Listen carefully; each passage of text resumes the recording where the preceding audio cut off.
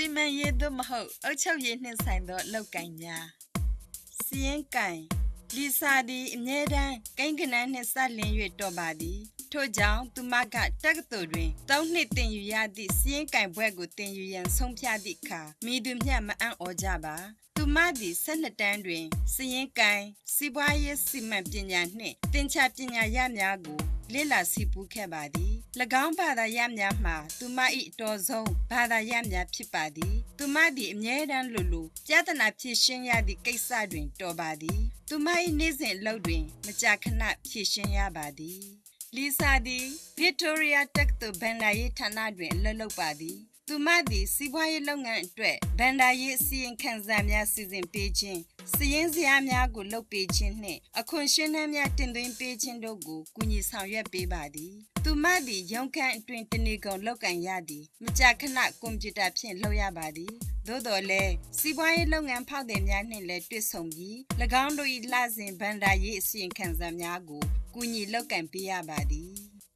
ဘန်နာရေးဖွဲ့တွင်အခြားစင်းကင်များမန်နေဂျာလူမှုဆက်ဆံစည်ရေးတူဦးနှင့်စည်ရင်ကင်တူဦးတို့ပါဝင်ကြပါသည်မီရှဲသည်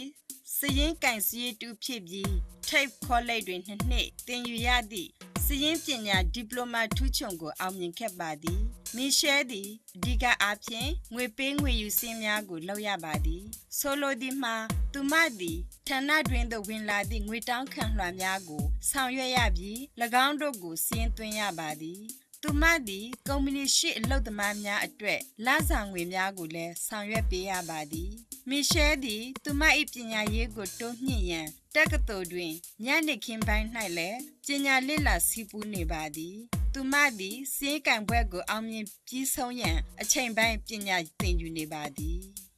စီးကံများသည်အမျိုးမျိုးသောစီးပွားရေးလုပ်ငန်းများတွင်၎င်းအစိုးရရုံးများ၏ဘဏ္ဍာရေးဌာနတွင်၎င်းအလုပ်လုပ်နိုင်ပါသည်သူတို့သည်အခွင့်ရှင်းနှန်းကိုယ်စားလှယ်များအတွက်နှင့်အထူးပြုစီးရင်ကင်လုပ်ငန်းရုံးများအတွက်လုပ်ကိုင်နိုင်ပါသည်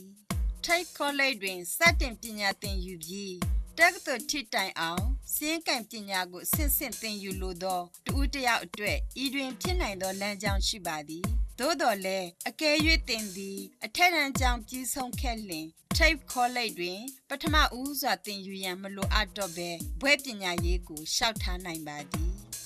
စီရင်ကင်လမ်းကြောင်း